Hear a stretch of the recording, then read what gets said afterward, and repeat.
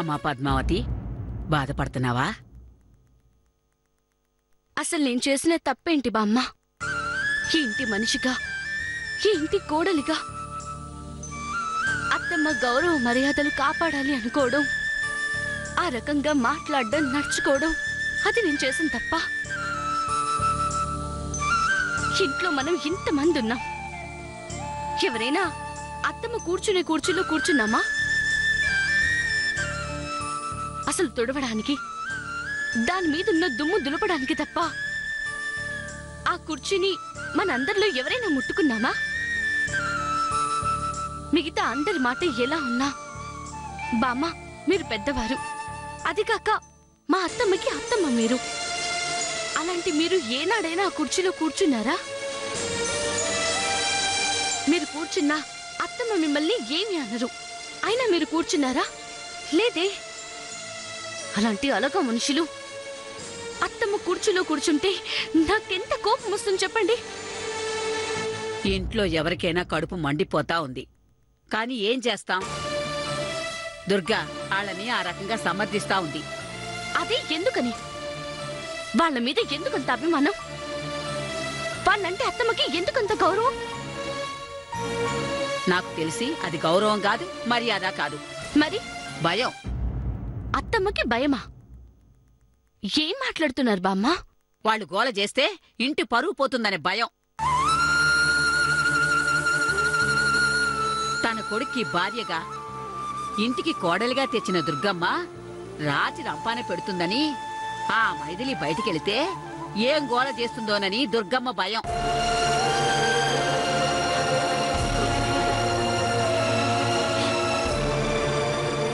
ఈ మాట నిజం బామ్మ, కానీ అత్తమ్మ దానికి భయపడ్డవేంటి? ఏం చేస్తుంది పద్మావతి? కోరి దరిద్రాన్ని ఇంట్లోకి తెచ్చుకుంది కదా. అలాంటి భయం ఏదైనా ఉంటే అది కనీసం మీతో అయినా చెప్తే మనమందరం కలిసి ఏదో ఒక ఉపాయం ఆలోచించి దాన్ని ఇంట్లో నుంచి బయటికి గెంటేయచ్చు కదా. మనం అలా దాన్ని తరిమి కొడతావని దుర్గ భయం. అందుకే దాన్ని వెనకేసుకొస్తుంది.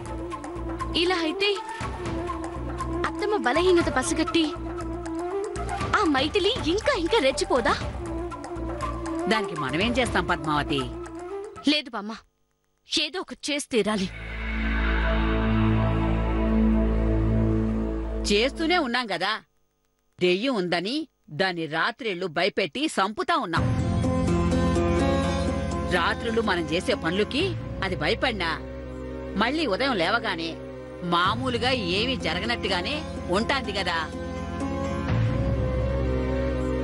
ఇలా అయితే మనం దాన్ని ఎంత భయపెట్టి ఏం లాభం?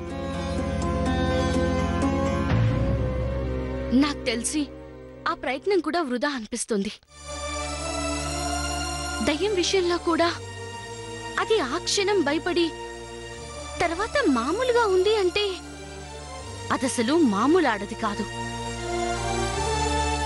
కానీ ఏం చేసినా దాన్ని బయటికి పంపించే మార్గం మాత్రం గట్టిగా ఆలోచించాలి బామ్మ.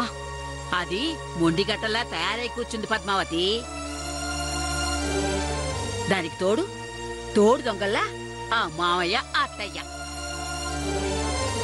వాళ్ళని కదల్చడం అంత సులభం అయ్యేటట్లేదు. అలా అని ఊరుకుంటే లాభం లేదు బామ్మ. ఏం చేస్తాం? దాని విషయంలో మనం ఏం చేసినా, అది ఈ ఇంటి మంచి కోసం చేసినా అది తిరిగి మనకే తిప్పి కొడుతుంది. అట్లాంటి దాన్ని మనమేమీ చేయలేము.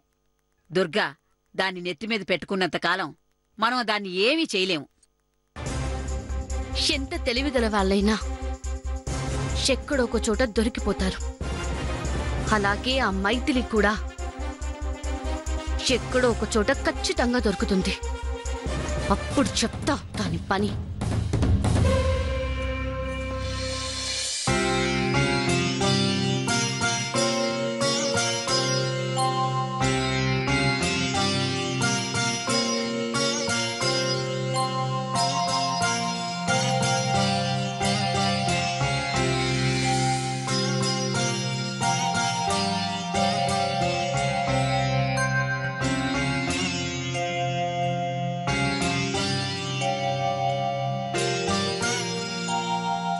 మంగా మంగా బిడ్డను తీసుకురా.